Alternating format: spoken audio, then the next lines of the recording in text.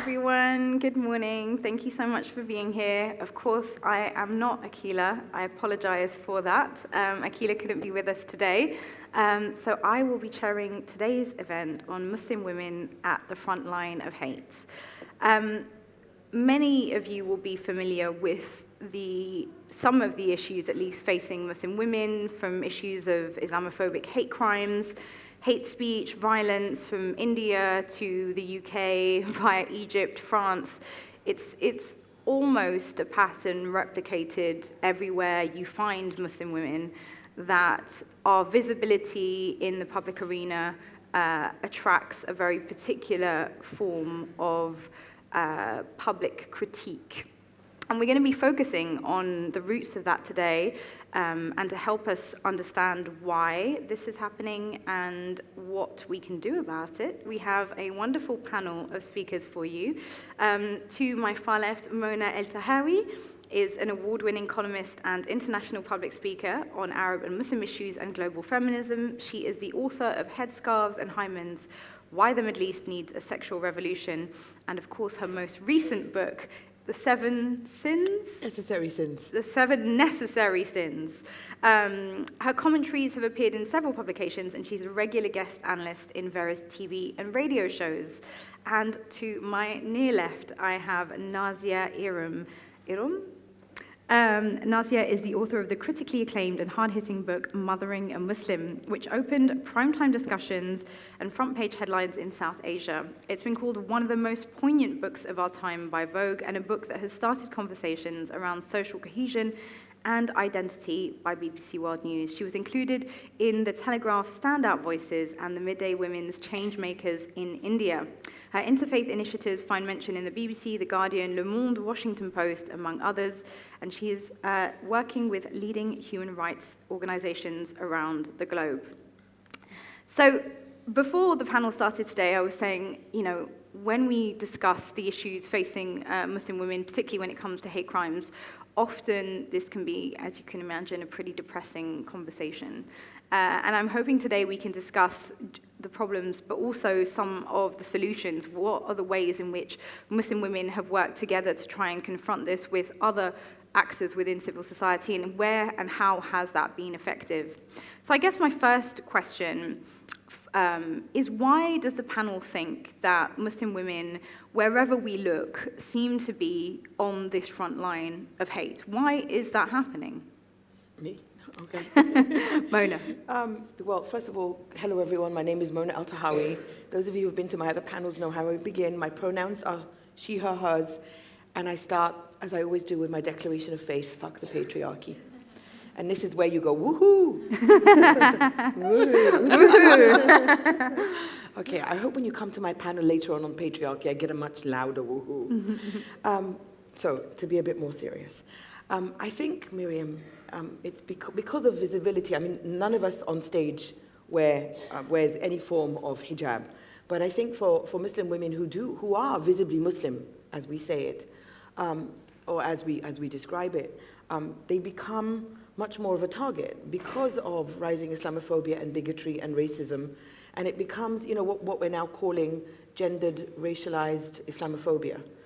In that, when I walk down the street, I mean, people don't know who or what I am. I mean, when I'm in New York City, people often speak to me in Spanish. They think I'm Latinx.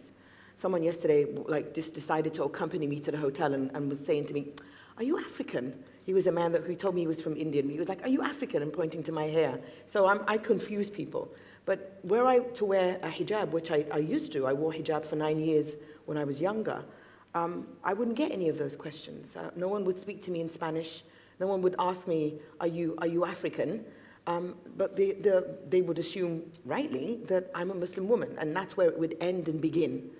So basically, the more visibly Muslim and female you are, the more you are reduced. It's a kind of a form of reductionism, essentialism, all those big words that have been coming out, necessarily so that we can unpack all the things that happen to Muslim women. So they're reduced to being this one thing, which is this one-dimensional woman who is assumed to be very devout, who is assumed to be chaste, modest, all of those things that both the Muslim communities, plural, and outside of the communities assume of a woman.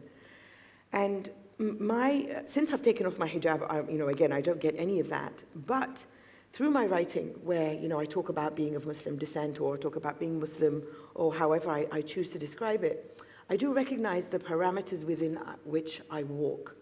And that is, to one side, I have an Islamophobic, racist, and misogynist themselves group that insist on using what I say and what I write, because it's my right to say all of this about people of, my fellow Muslims and, other identifiers. And they want to use that and weaponize it against all Muslims. And so it becomes very dangerous as a Muslim woman to say anything because they want to weaponize my words against Muslims.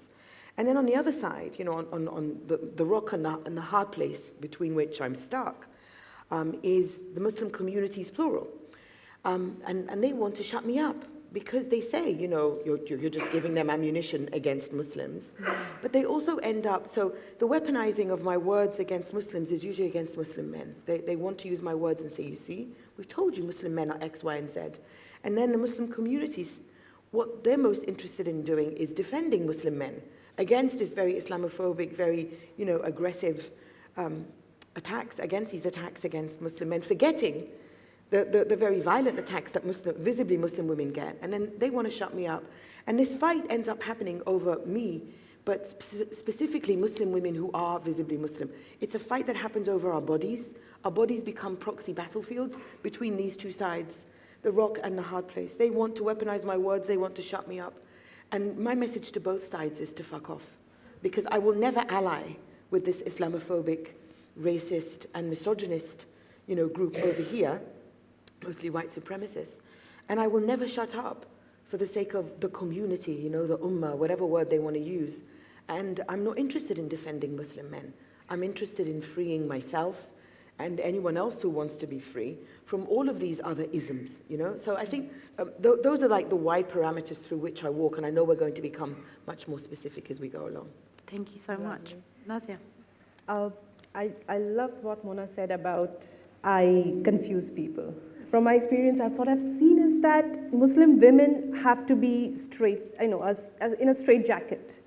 You cannot be anything other than a hijabi or burqa-clad oppressed woman who needs to be rescued, or a mother of a terrorist. Between those two straight-jacketed definitions of what a Muslim woman should be, where is the third way of looking at us? Is there? I remember when I had my child in early 2014, I suddenly realized I do not really know Muslim motherhood. It's never been defined, because there are only two types of Muslim women that I've seen on screens around me. So I actually went around talking to Muslim women just to know what it is to be a normal Muslim young mother in a world that we have today. And I met so many lovely women who were pilots, entrepreneurs, journalists, race car drivers, authors, name it. They were everywhere. I never saw them before unless I went looking for them. Because that is not how we want Muslim women to be, right? And it's not just the hate that is directly, which was already well accounted by Mona on how women who are visibly Muslim get the hate. What about the hate that we imbibe, because that hate is targeted towards our families, towards our kids? What about that hate? It might not be something like somebody coming and pulling off my hijab, which is already well documented across the world. But what about the hate that my child imbibes in schools and playgrounds, in classrooms? Doesn't that affect me as a Muslim woman? Isn't that targeted towards me and my identity too? So I think Muslim women are in an interesting and difficult space right now. They are trying to modulate their voice in a way that the world listens up and takes notice that they are beyond those stereotypes that you have already formed in your own mind as well as in your television. But that does not yet has done enough to counter the hate that is there. I was wondering what the panel thinks about kind of the evolution in terms of representations of Muslim women in the public sphere, because just 10 years ago, so like yourself, Mona, I also used to wear hijab, and I can see a huge difference between being a visibly identifiable Muslim woman. For the many years that I wore hijab, most of my adult life, I felt like a walking target. I felt like when I was outside, I always had to be acutely alert about what was happening around me, about who was around me, and lived in almost like a perpetual state of high alert, which was really, really bad for me in so many ways. And so I have huge admiration and empathy for people who continue to have to live in that, because the reality is that it doesn't mean everyone's out to get you. Of course it doesn't, no one's saying that, but it only really takes one person. And so you're just constantly aware that if one person decides to kick off, you're probably like the easiest target. And so I'm just wondering whether we think there are links between the ways in which media represents Muslim women, of course, both in news, where, of course, the sort of articulation of the justifications for things like the invasion of Afghanistan, or, the war in Iraq, the idea that women needed to be saved, particularly Muslim women need to be saved. And actually, it would be great to pick up on that in light of recent events in Afghanistan, actually, where, how many years on, how much saving of Muslim women has actually occurred.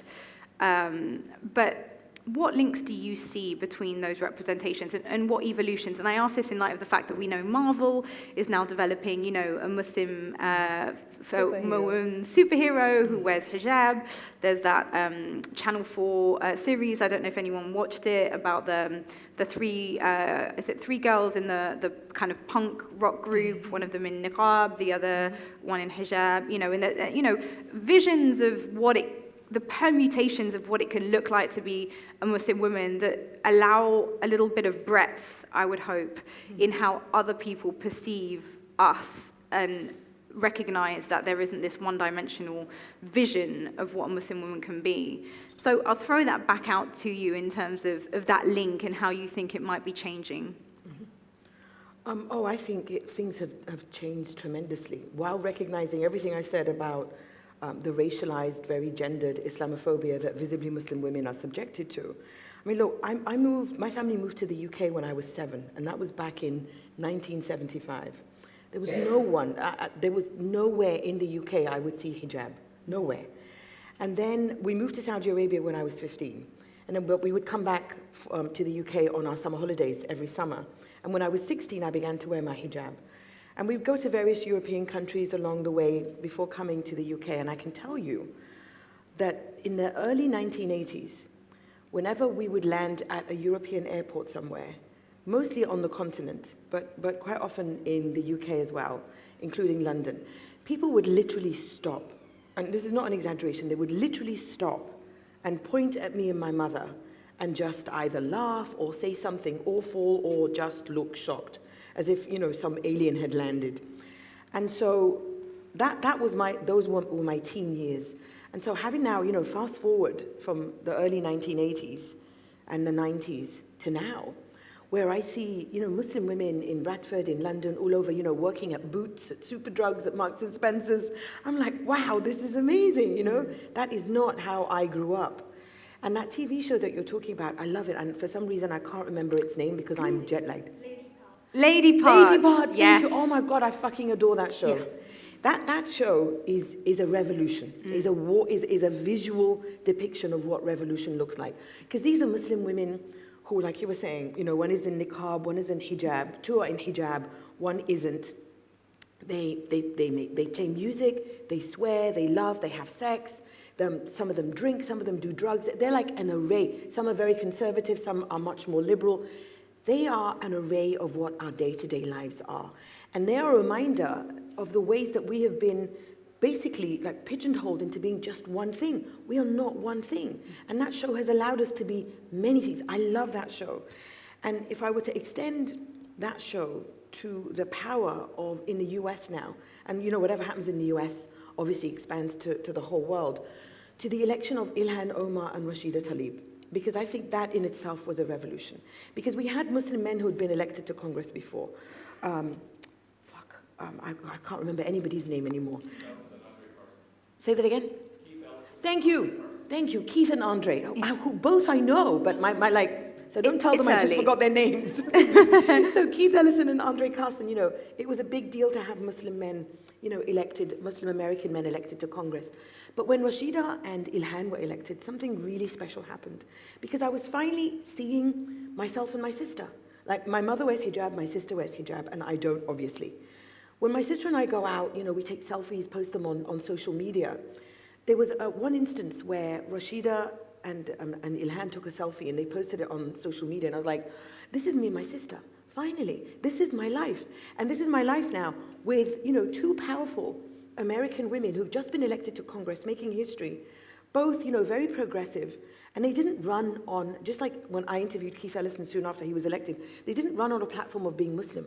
They ran on a platform of being progressive US politicians, who happened to be Muslim, who also happened to look very different, who happened to remind everyone in the same way that Lady Parts does, but now from a political, as lawmakers, that this is what Muslim women are.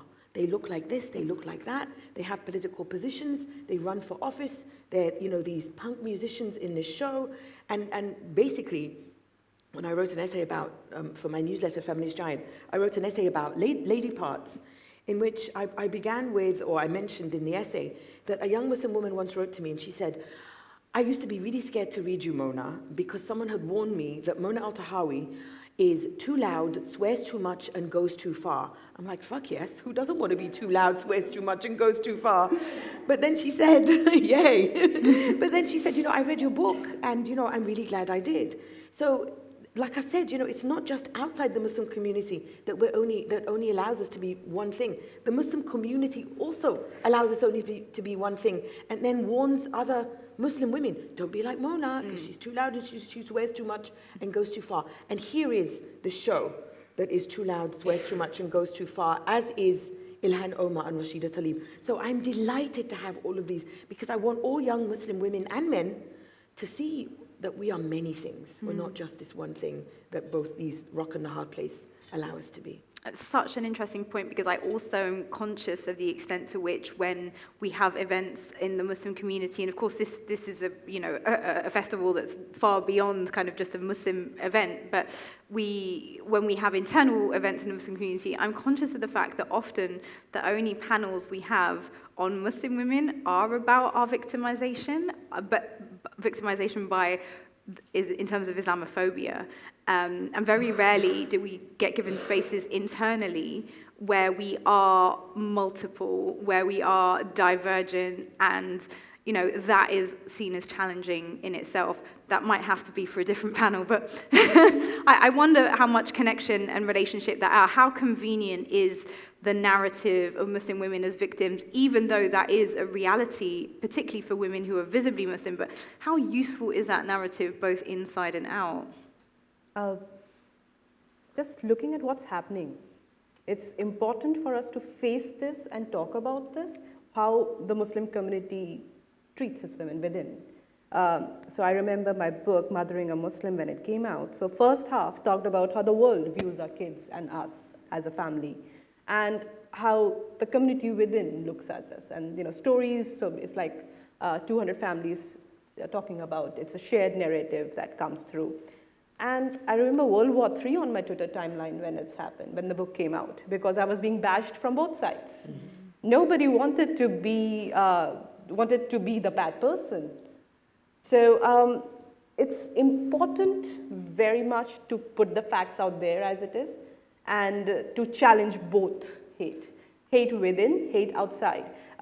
What's happening once the Taliban has come over?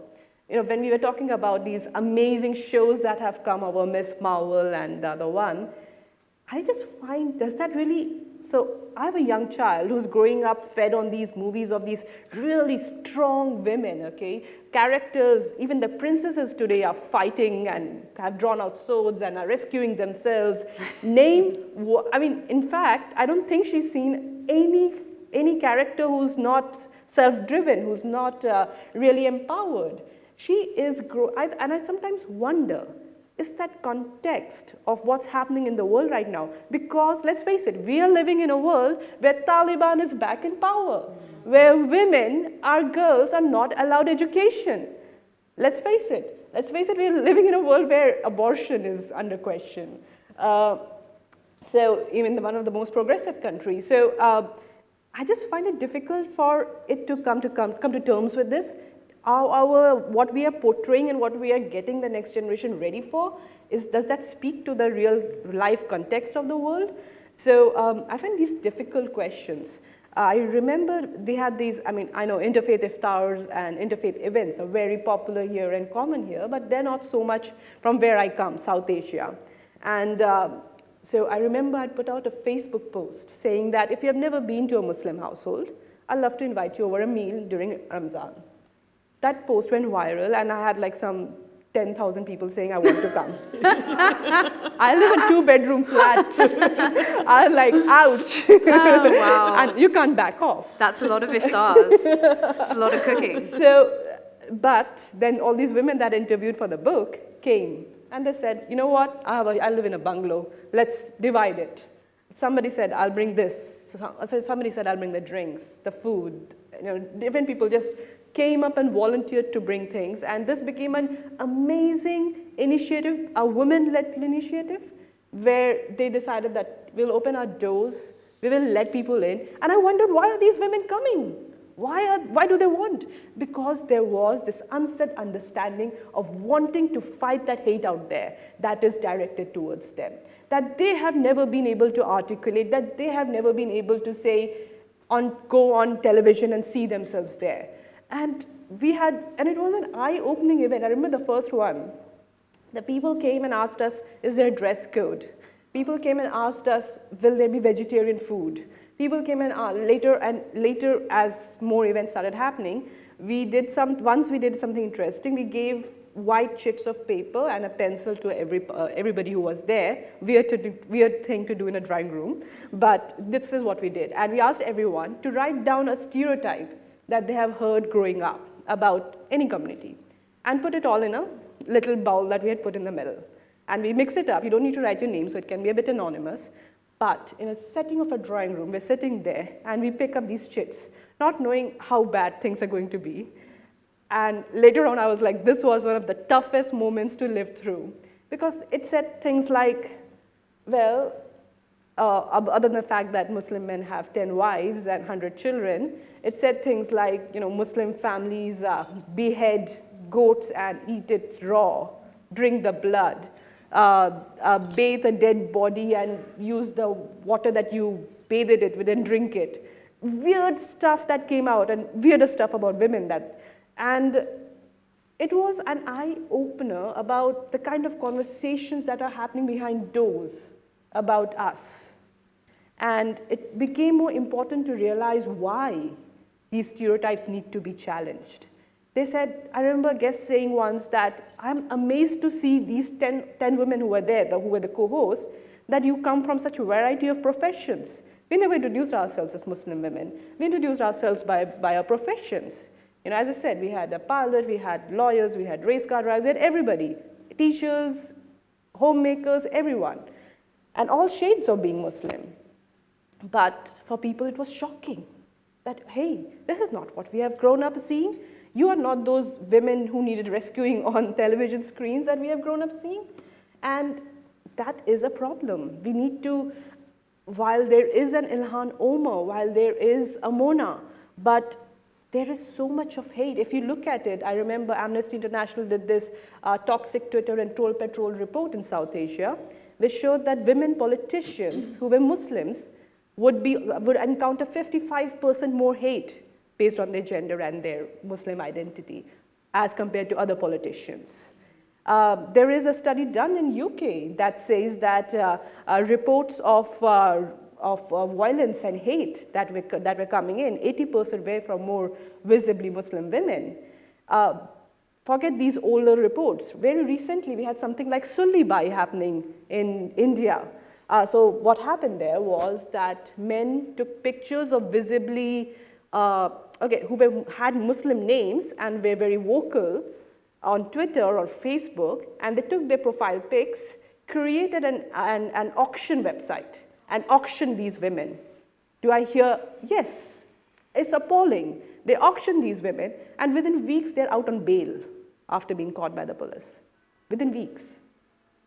They're out. And what about these women who lived through an auction of theirs?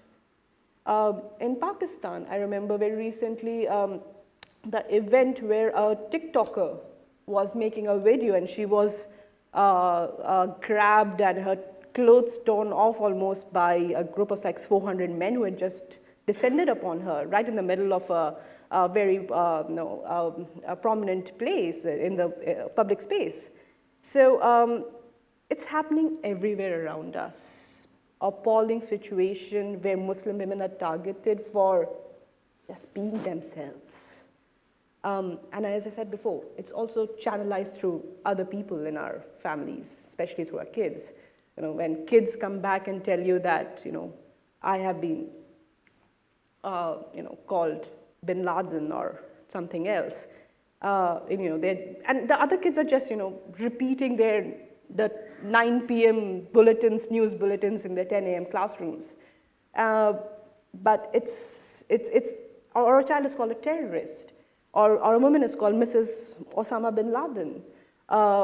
It's the larger impact of those words and the way they stay with you that is disturbing. I still get goosebumps every time I think about this woman who shared her story with me. I'm just a documenter of stories, so my words are what these. I believe that every woman and every person we meet in our life, we learn something from them. And for me, I'm just very lucky to be the medium for these stories. So a woman shared with me that her child is growing up, when the child was in school, was bullied for his religion, physically bullied. And call all these names that I mentioned. And the names keep changing according to what's in news. Then the child started making friends only with Muslims. Then the child went on to get on video games that are violent. And she said that now he's on WhatsApp where he gets videos of beheading from the Taliban. The mother said that I'm very scared what will happen to me and my family because it's a gray area where we don't have gatekeeping anymore about what our kids are seeing and what they're imbibing and how it's affecting them. So as a woman, I find it very difficult.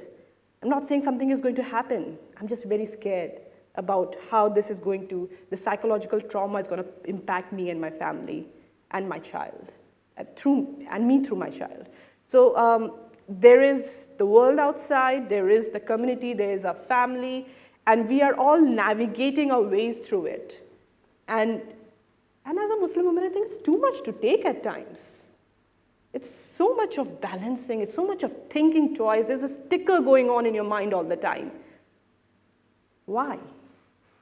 There's a cultural context that I think both you and Mona have alluded to, and it makes me think very clearly about the ways in which during the colonial era, women were very deliberate targets of colonial campaigns, because it was very much understood that when you change women, you change society. Women were seen as really the hub of the society. If you could modify the way that they dressed, the way that they behaved, the way that they saw the world, then you could affect the family, and from there you could affect the entire society. And we know, of course, things like, the forced removals of headscarves and those sorts of things in Algeria, which were very reminiscent of kind of the ways in which policies today seem to replicate those historic forms of attempts to kind of acculturize or render Frencher people within those societies. And so listening to you both, I'm very much conscious of this idea of women as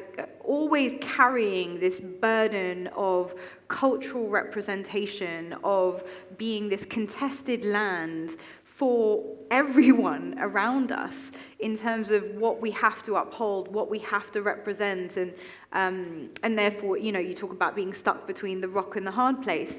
And so it's this weird thing where it's like a recognition of the power that women have in that we are these vital, in French we say le socle, the vital heart of the family unit. And at the same time, that power is a form of vulnerability, because that makes us vulnerable to attacks from, the outside world, but also within our own communities if we don't toe the line. And I'm sure that I use the word vulnerability because I know, Mona, it probably doesn't sit very well with you, this idea that we're vulnerable. And even if it is the truth that, many of us are more or less vulnerable, what are some of the ways that vulnerability maybe can be resisted? What are some of the ways that you think, even if we are having to deal with this imposition of what we're meant to be from all sides, what's the resistance to that? Well, I think this is a really dangerous moment in history, in global history, and not just for Muslim women or so-called Muslim countries. I think just globally, for many, many reasons, the fact that the pandemic continues, but everyone is walking around as if, nothing happened, and around 20 million people have died across the world, from this global pandemic that continues and is still very contagious with all the variants. And that pandemic has pushed a very large number of women, mostly black and brown women, out of the labor force. And we know from the early days of lockdown just how vulnerable, there's my not favorite word, just to touch on the way you used it, how women across the world were very vulnerable to intimate partner violence, basically being locked at home. The most dangerous place for women is the home. Unlike what, the horrific stories, like, for example, the murder of Zarina Anin the other day, outside the home is the most dangerous place for women across the world, regardless of your religion or not religion. So this is a dangerous time for women across the world, and it's a time of growing authoritarianism and state-sanctioned patriarchy, whether it's the Supreme Court in the United States, whether it's Poland, not too far from the UK, across the world. So I think it's really important to preface anything I say with a reminder that this affects everyone, and this is not something that is limited to just Muslim women, and it's not something that is limited to the United States, because here in the UK too, you will feel the consequences of what the Supreme Court has done in the United States by overturning Roe v. Wade and removing the federal protection to abortion. So having said, that kind of like this time of growing theocracy, I'm really worried that it's going to be difficult to fight this vulnerability, because you mentioned the Taliban. We haven't really spoken about Afghanistan so much right now, but a really interesting dynamic happens when Afghanistan is in the news, because you have a whole bunch of white people in the United States going, oh my God, Afghan women, we've got to save Afghan women. And these are the very same white people in the United States who were instrumental in destroying Roe v. Wade. So we have to unpack that, because we will never get past that. We will never get to how do we fight vulnerability unless we go through that. And that is directly connected to those two camps that I talked about that constantly fight over our bodies. Because when the United States was preparing to invade Afghanistan, George Bush, the then president, gave one of his weekly presidential radio addresses to Laura Bush so that she could do what empire usually does, which is justify its invasions of countries over there with we're going to save their women. So Laura Bush came on and she said, basically we've got to liberate Afghan women from the burqa and the Taliban. And it wasn't just Laura Bush. There's a feminist group in the United States called the Feminist Majority, and they were selling swatches of burqa for $5 in the same way that you could buy a red ribbon for cancer, and you could buy a pink ribbon, a red ribbon for HIV/AIDS and a pink ribbon for breast cancer. You could buy a burqa swatch from the feminist majority that was supposedly in support of Afghan women. I wrote an opinion piece about this for the Washington Post at the time, and the feminist majority, much to my delight, were very pissed off with me because it was incredibly Islamophobic and racist at the same time. And this is from someone who's not a fan of the burqa or the hijab. I'm not known for viewpoints that are supportive of the burqa or the hijab. So you're talking about feminists in the US, you're talking about the president and his wife in the US, and the Taliban over there. And so the Taliban are now looking at the United States and thinking, if they can do this in the US, what is the fuss about what we're doing to women in Afghanistan? So what I'm saying is, we're fucked everywhere. This vulnerability is not just a vulnerability that is specific to Muslim women. But what happens with Muslim women is that it's multiple levels of fuckery. That's the problem, you know? Because all women across the world face misogyny, right? But black women also face racism, white supremacy and misogyny.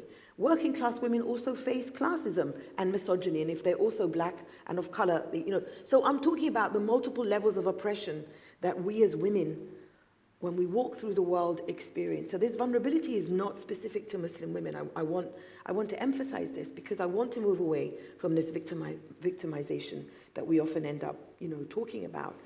But then you have a country like France, which is obsessed with Muslim women and our bodies at a time when femicide rates in France are through the roof.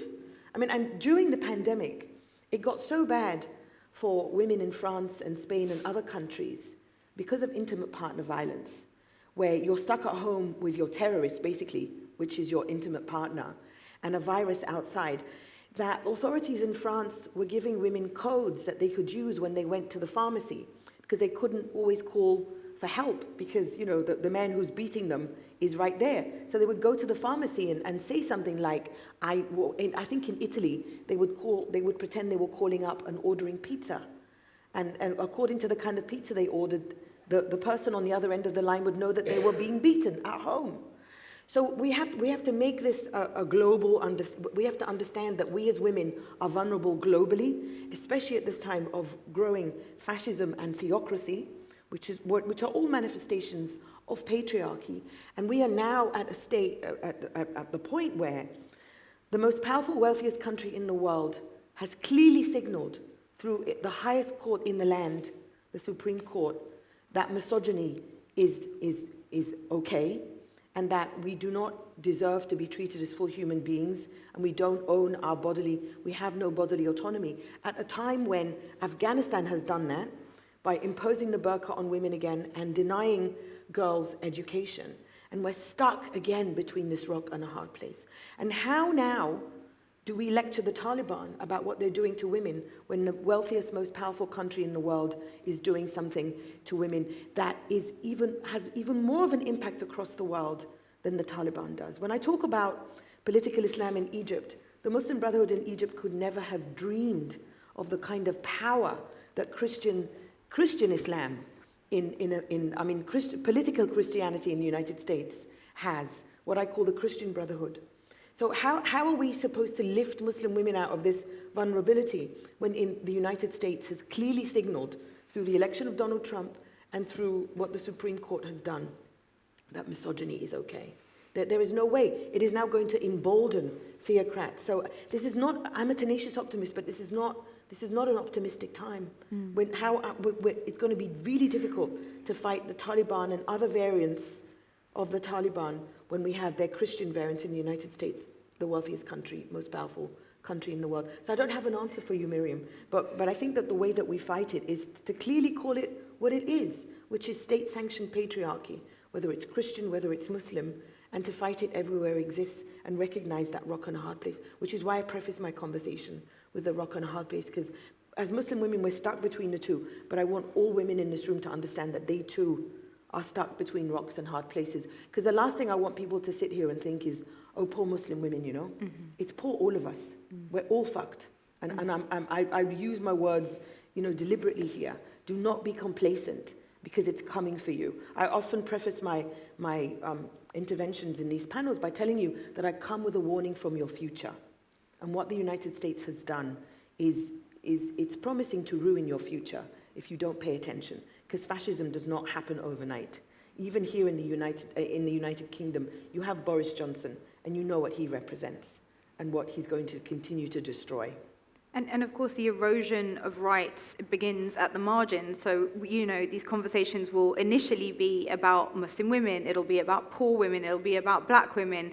But any time there's an erosion of the rights of those women, it's the rights of the erosion of every single woman and every single person. And the consciousness is when we realize that our freedom is tied to the freedom of every single person whose rights are being deducted at this point in time. And I think the real challenge is that we live in societies that seek to continuously divide us into these categories. So we think that's their struggle over there, which is separate to my struggle over here, when actually they're really one and the same.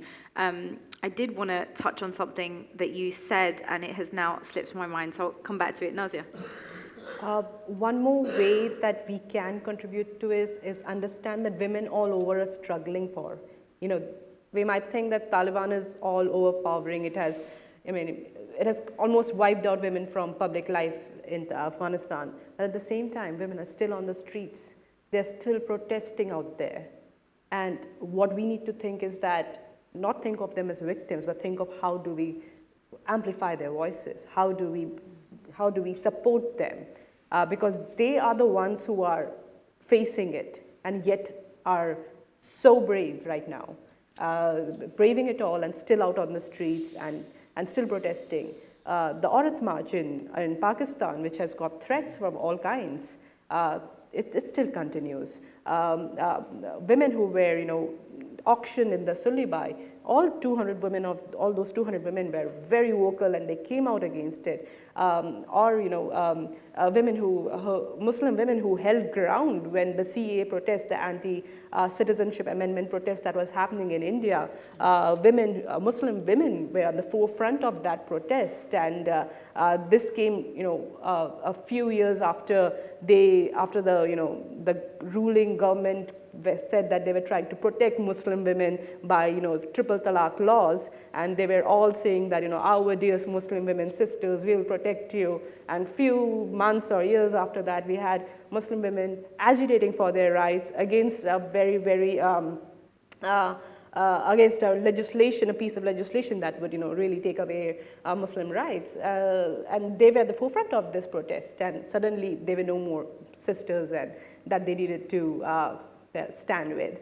So Muslim women are everywhere facing it head on and taking it on, making their own space, claiming their space, claiming their voice. We just need to amplify that as anybody who believes in this universal struggle for all women. And all voices need to be amplified who are on the right side of things. On that very specific note, which actually connected to what I wanted to comment on what you'd said, when I was looking at some of the tweets around the overturning of Roe v. Wade, I saw a number of Muslim men commenting on Twitter in a positive way about the overturning of this ban. Some of them clearly unaware that the view on abortion in Islam is actually much more nuanced. We don't have a blanket ban on abortion in Islam. There are multiple different views on this, and the most, if you want, we're going to use the word liberal for the sake of it, I think goes all the way to sort of 5 months, and actually if the mother's life at risk beyond that, and that there are this idea that sort of Christian zealots in America are representative of what we as Muslims would want to see achieved on abortion rights is itself an alliance of patriarchs, an alliance of misogynists, and it's such a misrepresentation even of the substance of what our faith says on this matter. But what was disturbing to me, so was seeing this alliance and what you call this emboldening, right? Because across the world, America does something and then everyone else sort of goes, well, well, all of the sort of the patriarchs sit around going, well, clearly we're on the right side of history over here. I'm also wondering about the alliances that women can create, and not just women, but women with allies, hopefully some male allies within that. And I wanted to use the example of a story that I covered recently in France, in Grenoble. In the city of Grenoble, there was a group called Alliance Citoyenne who worked, they organized a series of what they called swim-ins. So think of sit-ins, like, a Rosa Parks style sit-in, but these were swim-ins because the public pools basically were not allowing women who wore full-length swimsuits to enter the public pools. And these are, regular Muslim women who just want to go to the pool with their kids, and, it's very hot in Grenoble for a lot of the summer. And they're, tax-paying citizens like anyone else. So they were very keen to be able to use the pool. And every time they would try and attend the pool, they'd get rejected. So they allied with groups of local feminists, local citizens, men, LGBTQ, feminist groups, who all came together, and they organized these sit-ins where they would rush the pool, so they would force their way through security at the pool and jump in the pool. And this was very, it was very moving to watch, because you might think it's a very small thing, just getting to the pool. But it was actually such a powerful statement of how dare you say who can and can't use a public pool, they would send, so the authorities would call the police, and there were like 5 huge police vans that would arrive to police these 10 women in full-length swimsuits. And it was always the Muslim women in the swimsuits who would get monitored. The other women weren't ID'd, they might be spoken to, but they didn't have their ID taken and all the rest of it. And they campaigned and continued these sit-ins. And when they campaigned, they didn't just campaign for Muslim women who wore full-length swimsuits. They campaigned for women to be able to wear whatever they want to the pool. So their spokeswoman, who I spoke to recently, who wears a headscarf, said, yeah, we want women to be able to swim topless because men swim topless, so why can't women swim topless? And I just thought, has anyone ever interviewed this woman on public TV? Because when was the last time you saw a woman in a headscarf saying women should be able to swim topless in a public pool? But it just occurred to me, because they managed to change the ruling, by the way. I'd like to just give them a little round of applause. Yeah, they did. They managed to change the ruling at the local level. At that public pool, the mayor agreed to change the ruling so that Muslim women, and any woman who really wants to wear a full-length swimsuit, incidentally, it wasn't just Muslim women. There are other women who sometimes prefer to swim in full-length swimsuits.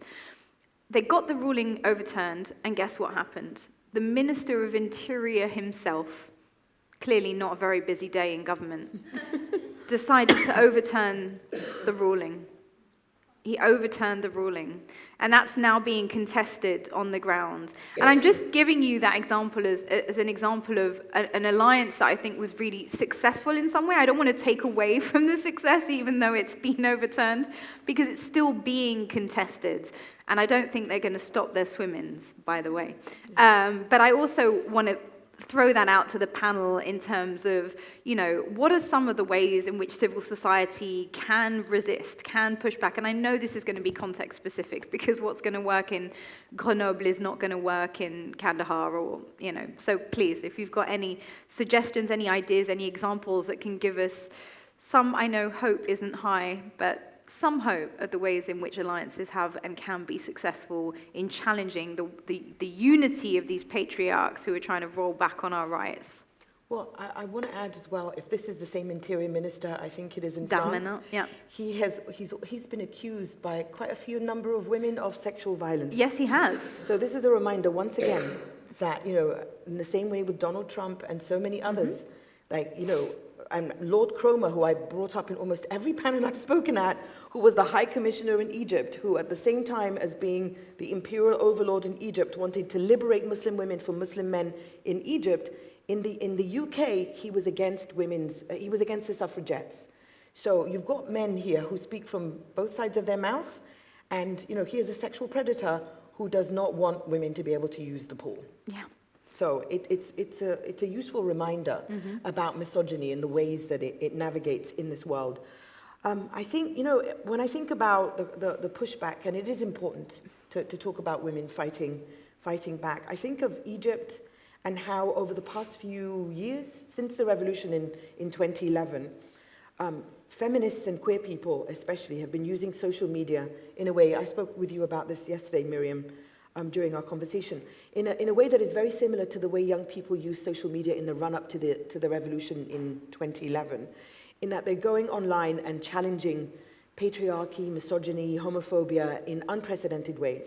So I think it was 2018 or 2019, two young women launched something online called Assault Police in Egypt. This wasn't Muslim women specific, but it was a way of fighting misogyny and patriarchy in Egypt.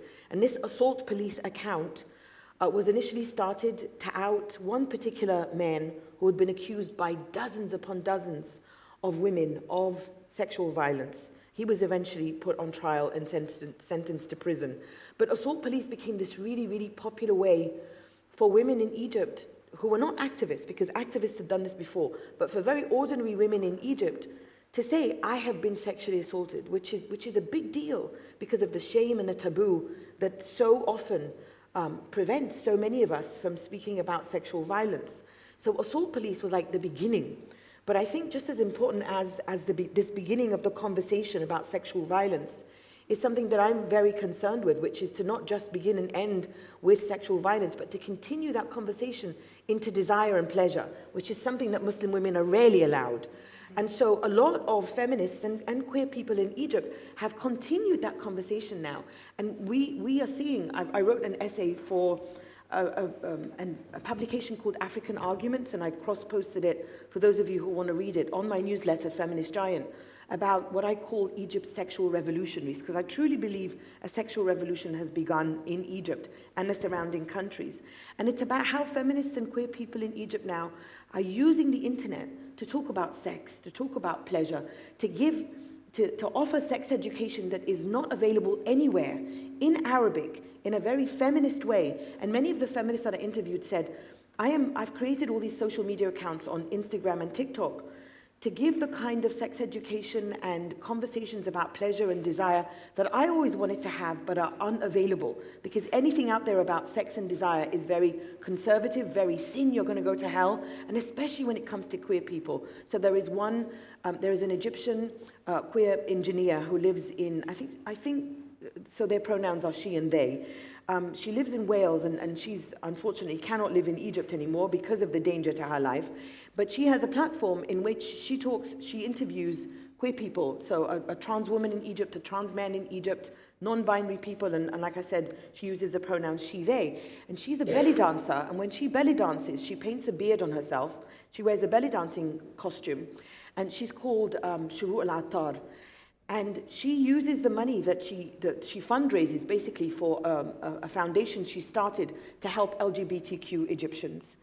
So you're seeing all this unprecedented pushback against misogyny, against patriarchy, against homophobia in Arabic and in ways that were inconceivable before the revolution. This isn't, as I said, Muslim specific, but it includes Muslim women. And it includes a pushback against the kind of conservatism that the United States now is proudly displaying, that I think that the United States can learn from, in the same ways that the United States has to learn from Argentinian feminists, Mexican feminists, and other feminists around the world who have been pushing back against not just abortion bans, but femicide and other forms of violence against women. So that's something that really gives me hope. These online revolutionaries, because I believe that the revolution at home is the hardest revolution, because all dictators, as I always say, go home.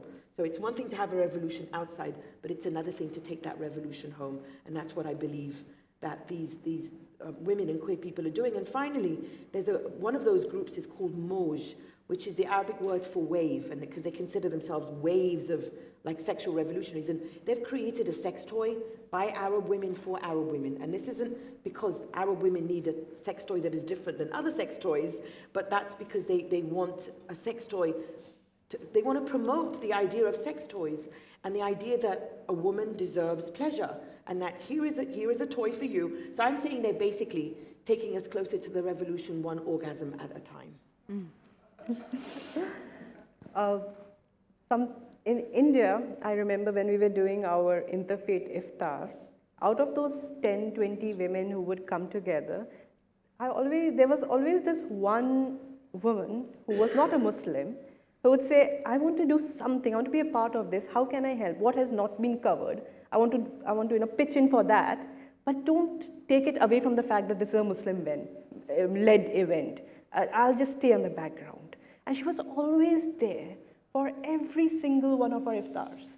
And she would always, either cover for the chairs or something critical that had not been covered. She would always do that. And she would never come in the front because she said that this is a larger cause.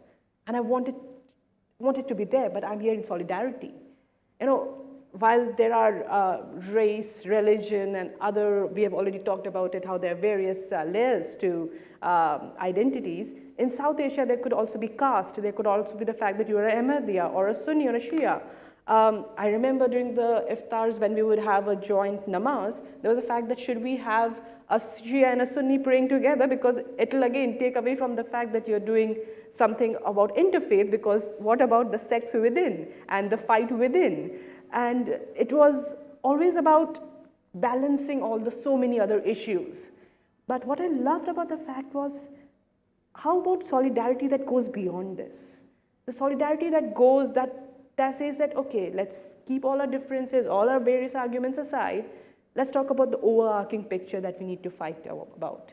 Because, I think all women need to look at this as attack on one of us is an attack on all of us. And I think that is the closure note for me, that an attack on one of us is an attack on all of us, and that's for women across the board, irrespective of where you come on the globe, where you are, which region, which skin color, which sect, which religion. We are all women, we are all in this together. Thank you. Well, on that note, we have actually reached end time. I don't know, do we have time to go slightly over for a Q&A, or do we not? We don't? Oh gosh, I'm so sorry. I'm so sorry. That's terrible chairing on my part. I apologize. I'm hoping you might be able to grab our speakers after the event for some quick questions if they're still around. I know Mona might have to run off. But look, thank you so much to you, the audience. I apologize for not having got to the Q&A. Thank you to Mona and Nazia. Thank you to everyone, including the staff, for making this event so successful, and have a wonderful rest of your festival. Thank you.